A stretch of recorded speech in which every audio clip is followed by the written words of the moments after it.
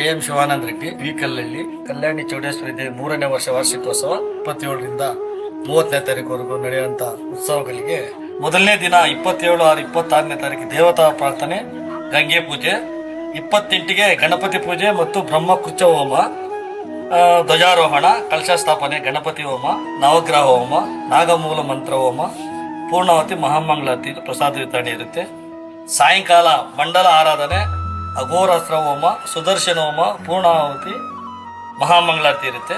ಪಲ್ಲಕ್ಕಿ ಉತ್ಸವ, ದಿಗ್ಬಾಲಕ ಬಲಿ ಪೂಜೆ, ತೀರ್ಥ ಪ್ರಸಾದ ವಿತರಣೆ ಇರುತ್ತೆ. 29ನೇ ತಾರೀಕು ಗಣಪತಿ ಪೂಜೆ, ಪರಿವಾರ ದೇವತಾ ಸಮೇತ ಕಲ್ಯಾಣಿ ಚೌಡೇಶ್ವರಿ ಪಂಚಾಮೃತ ಅಭಿಷೇಕ, ಸ್ನಾಪನ ಕಲಶಾಭಿಷೇಕ, ಕಲಾವೃದ್ಧಿ ಹೋಮ, ಚಂಡಿಕ ಹೋಮ, ಪೂರ್ಣಾವತಿ ಇರುತ್ತೆ.